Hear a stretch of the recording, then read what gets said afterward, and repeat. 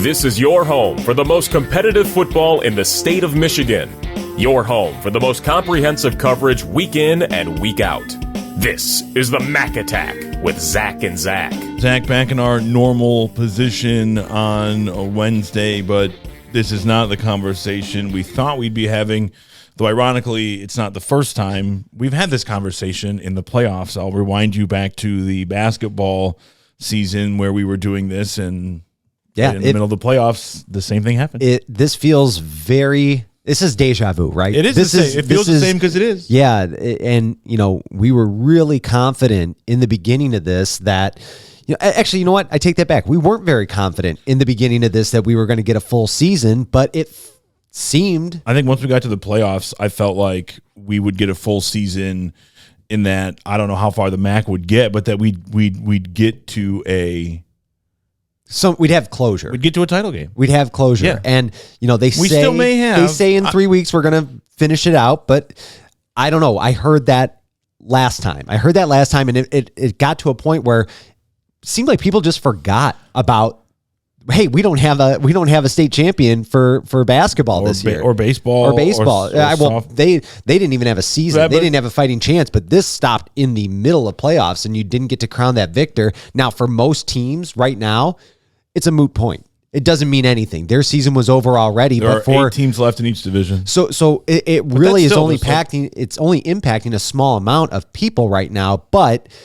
Impacting them nonetheless. There's things that are happening here. You had those teams like Romeo making a great run, and I was really looking forward to seeing how they matched up against West Bloomfield. West Bloomfield team that just took it to Stevenson last week, and I think even they knew the competition they had in front of them. They knew what was it would be hard in to miss store, but Gosh, the fact that it's going to take 3 weeks now to even find out if it may or may not happen, I don't know, Zach. I don't know. So in my day job, I'm on the radio, right? And I was reading the news on Sunday night, and obviously, I was on the air. We took the governor's conversation or her press conference live, and later on that night, I spoke on the air with West Bloomfield's head coach. Oh, okay. And the opportunity to engage with a guy like Ron Bellamy, who was a great player at Michigan and has done really great things at West Bloomfield. And I asked him, I was like, Coach, the last 24 hours, you go from celebrating a district championship to this. And he was like, it was from, joy and laughter to tears. And I can only imagine what the kids are going through. And, he said, I asked him, what do you do? Let's say they do pick up in 3 weeks, right? What do you do? Can you just flip that switch and go? And, I thought to myself, like, is this, he played at Michigan. Does he treat it like a bowl game, right? Where you have that time off after you play Ohio State if you're him at Michigan, sure. Right? And then maybe you don't play again until January 1 if you've done it correctly. But the difference here is you can't meet at all. Right. During bowl time, you get bowl prep, you get practice, you get film time, you get all kinds of, you get meetings. Right now, he's like, we'll do Zoom workouts 2 or 3 days a week. We were used to doing that because we were doing it earlier in the summer before we could meet up. But I mean, right. They have to stay conditioned. I mean, these are athletes, and we're in the regional final. Taking 3 weeks off does not bode well. One, and I saw somebody tweet this out. It's like, this is how injuries happen. You know what I mean? You're not really. It is. If you're sitting back waiting 3 weeks and then expected to go jump right back into it, because they're going to have to let these kids practice at least the week ahead of time, right? You can't just start a game and with no warning. No, do you know what I mean? No, you like can't. That's just it's not how this can work. So how long does that put us out? So if the shutdown is 3 weeks, that puts us into what the first week of December. It would put us into where the state championship would be played. I mean, okay, and now you got to give them another week to prep. Well, I feel like you have to. I don't think you can't throw them into a cold turkey. Well, I think at 2 weeks the MHSAA has got to be able to make a decision. It's 3 weeks long, right? I think can we go? But if the school shut down. Well, that's the thing. What are the parameters and that's the problem here. We don't know if you're trying to plan anything. It's 3 weeks, or right. It's 3 weeks much longer. I mean, people would say, some would say, if your argument was, well, we can't do it safely when we come back, they would say, all right, then it's done. Right. We're over. And Is that what you want? I worry that's the direction we're heading in. And obviously, I don't know any more than the average person out there. I don't have insider information on this. I don't know what they're going to do. Nobody does. I just hope that the way it's communicated is much better than the way the season was rolled out. Because I think keeping people informed and Mark Ewell, if he just keeps everybody in the loop and everybody knows what's going on, it didn't happen. It didn't feel that way. And the other question is now, and I know this is a football podcast, but how does this impact winter sports? I mean, the same way right now. I mean, if you had a winter sport that was going to start practicing in the next 3 weeks, it will not. Tryouts stopped. They were just getting underway with tryouts and stuff like that. But we're also talking about sports that are played indoors. We're not talking about sports that are played in the great outdoors where you can socially distance and you can spread out and you're not confined to indoors. You're not going to have the fans. I don't think you're not going to have the you're not going to have that setup and the flexibility that you would have with the fall sports here. Yeah, it worked for volleyball, I guess, but did it? I don't know. They're not going to. They didn't finish. They didn't finish either. So right. I mean, like, we don't know if it worked for volleyball yet or not. It seemed to.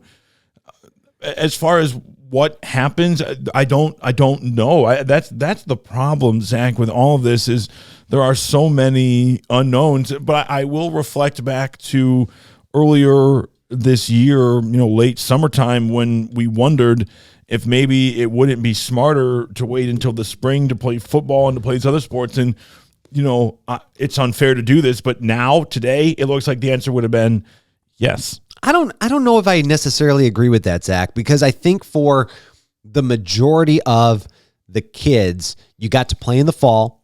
Sure. You got to have a complete season for the most part, and Romeo the eyes were on you as a player for any sort of recruiting. You didn't miss out on a recruiting season, which I think was really a big part of the decision making. Kids who wouldn't have that opportunity to showcase their talents their senior year. All right, let me ask you this then. Yeah. Would you rather, and I know that we can't answer these questions, but that's what makes this fun, right?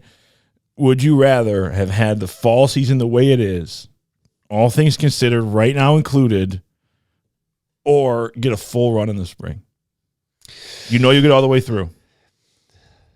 See? If I'm losing, if those scholarship, if it loses me a scholarship and if it loses me the ability to go play at the next level, that's one angle. I'm gonna be happy that I got to play any sort of football this year. So that would be my answer. And I'm not saying that football in the fall is so much better than football in the spring. I'm just going to say it now. I don't know what football in the spring is like. I mean, unless you're in college and it's a spring football game, right? But those are usually pretty square. So yeah, I don't disagree with that. And there's no right answer to that question. No, not at all. I'm just curious, like, what the overall thought process would be. And I do hope, Zach, that however this comes back, or if it doesn't, that it's handled a little more tactfully than it was last time, where the MHSCA, they didn't necessarily, they did waffle. It was just, it wasn't in an instant, right? It was over time, but it was like, all right, we're going to play. And then they're like, all right, hey, we're not going to play. And then they're like, hey, you know what? We are going to play, and we're going to do it right now. Well, it's no different than what's going on in the business world or the economy as a whole. Knows. We're all just kind of like flying by the seat of our pants right now. Restaurants don't know, football teams don't know, volleyball teams don't know, nobody knows. I was talking to my barber. He's like, I think we're probably going to get shut down again. So let's, can I schedule you for a cut? Like, I feel like we don't know if anything else is going to get shut down, by the way. Yeah, the common theme is uncertainty. And that's what we have. Oh, God. Now. I mean, without that's 2020 in a nutshell. Yeah, without question. I mean, the lack of knowing. And look, for whatever reason, and maybe it's just me being naive, but I do feel like they're going to get this done. There's something, maybe it's like the most red-blooded version of the American inside of me that just feels like that they won't leave football on the table. And we've talked about this in this podcast before, and for some, it's hard to hear or hard to believe, but like, it's football. It's really all. I know the parents out there care about their individual children and the sport that they play, but like the general collective does not care outside of football. They just don't. And They just don't. They don't. I don't think it's going to be their decision to make, though. In the end, I really don't. I think we're so the whole thing with the schools. But the governor left it up to them last time. You remember that they claim that they. Well, but now nothing is under the governor's orders anymore. It's something that's coming down from the health department at this point, right? Right, but now for what it's worth, the health department is staffed by people that.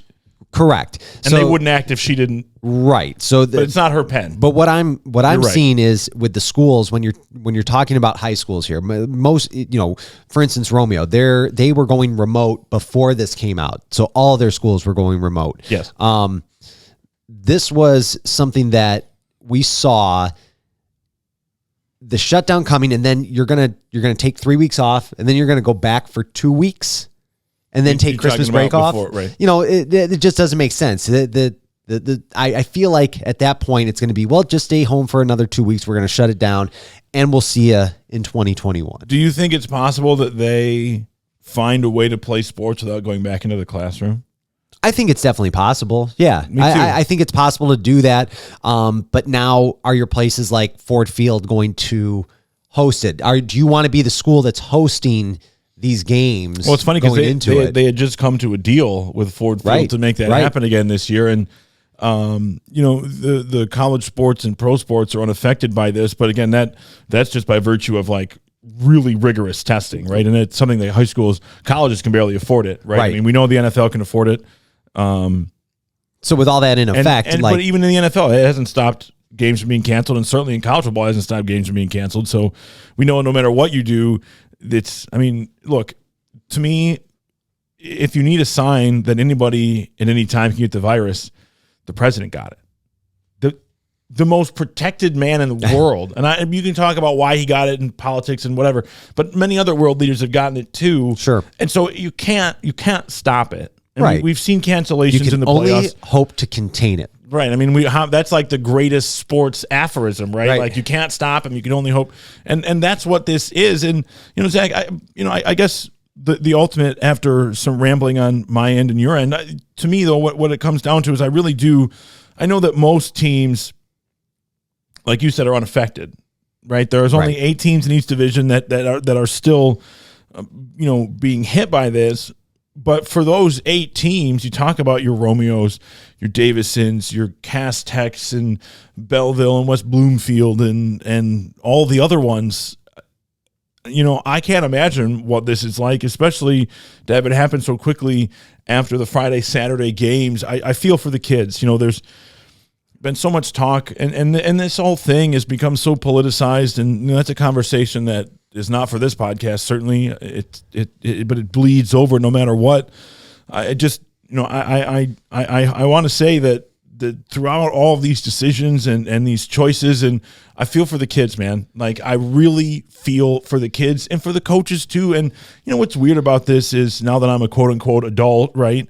Like, when I was a kid, I used to think, like, you had your own problems as a kid, and you were glad that your parents like understood. But like now as an adult, when my son has a problem, like I feel it. As a kid, I didn't realize that your parents felt the pain that you feel. Sure, you can't understand that. Probably harder sometimes. It feels like it now. You see those moments too. It's funny you bring that up, where it's just like, my son will come home from daycare and he's like, so-and-so is mean to me today. Yeah, I'm like, dude. It's just like, yeah, he's a little sad about it. And he's like, I'm like, oh, well, but then you're like, why is this kid being mean to my kid? That's what I'm saying. I'm like cracking my knuckles. Let's go. Yeah, but it impacts you more so than ever and I think maybe it's because you remember feeling that way at a certain point. It's exactly what it is. So I think that's called empathy. Yes. Is that what that is? You feel the pain of somebody else because of past experiences.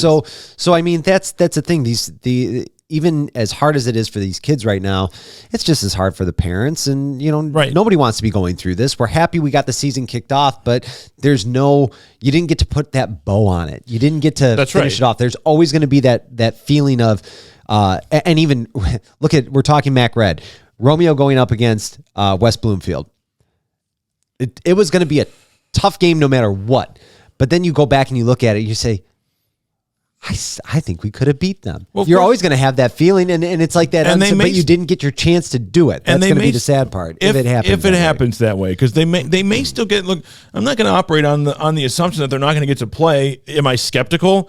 I am, but I said it. Yeah. I do think they'll figure out a way to make this happen. I don't know what that looks like. I don't know what it breaks down to, but I do think they'll find a way. Do they get it done in 3 weeks? I mean, you've got 3 weeks left. Can they get this done before the end of the year? Like it'll be somewhat of a cannonball run if they're able to. I don't know if you can play football in less than 7 days, right? Like could you play 3 games in 2 weeks? That'd be tough. 18 days? 15 days, right? 15 days would be 16 days. I don't know. That would be an incredible ask of any coach, any player.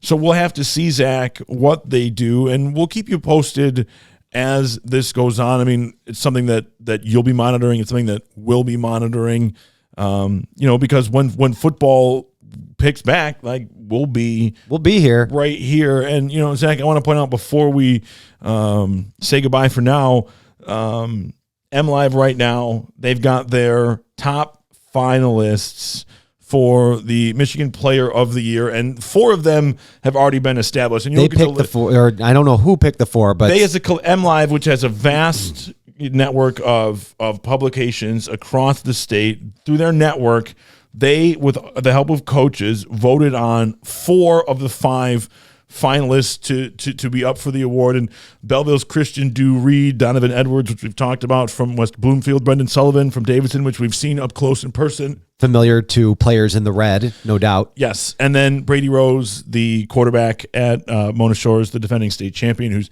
had another great season. And so and on here, we don't see any players from the MAC red, but all hope is not lost. That's right. So there's an opportunity at mlive.com, and we put the link up on our Twitter page, and we'll put it back up there throughout the next couple of days. You can vote for the 5th finalist and fan choice. The fan choice. You have the opportunity to select JV Stepney. Zach and I have already voted. We encourage you to do the same. And I mean, you look at what he did this season: 111 carries, 811 yards, 7 touchdowns. We're tied 6-game season. No kidding. 6-game season, 30 tackles, 4 interceptions, 2 forced fumbles, and of course he had a pick 6. We remember that. So you look at what he was able to do. I mean, to me, you look at that next level type talent, you watch him week in and week out, and what always impressed me about Stepney was that it wasn't an either-or situation. It was an and. It wasn't like one night it's like, okay, now we got to account for him on defense, and then 2 weeks later you're like, all right, where is he on offense? Like, as an opposing player, as an opposing coach, you have to know where he is at all times. Where is 21? Where is 21? All eyes on 21.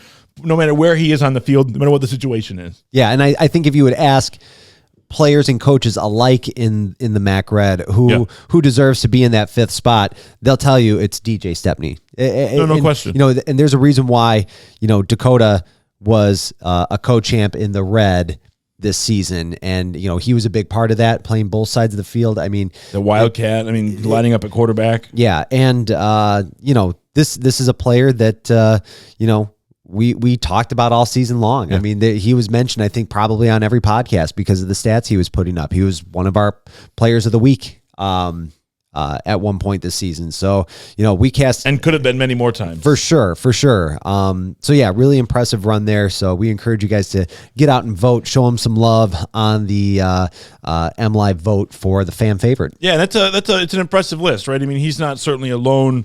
He's got some competition in that department. Yeah, you look at a guy like Caden Woodall down there at Livonia Stevenson, just a fantastic player. And, Zach, hopefully we'll get a chance to bring you the Alma College game of the week again. But I want to make sure that we thank them for all that they've done this season. The Alma College Game of the Week. Travel to the heart of the Mitten and check out Alma College. You'll find a campus that feels like home with small classes and endless opportunities. The Alma commitment also means an on-time graduation guarantee, academic and career planning, and $2,500 to explore the world outside of the classroom. And again, Zach, I'm confident that we'll return with our Alma College Game of the Week with Romeo and West Bloomfield at some point. I hope you're right. At least that is the hope. And as always, Facebook, Twitter, Instagram, 32andmain.com. And Zach, you and I will return when the football returns. We sure will. Until then. Thanks for listening to the Mac Attack with Zach and Zach. For more, visit 32andmain.com. Follow us on Twitter and Instagram at Mac Attack Pod. And don't forget to like the Mac Attack with Zach and Zach on Facebook. The Mac Attack is a proud member of the 32 and Main Network.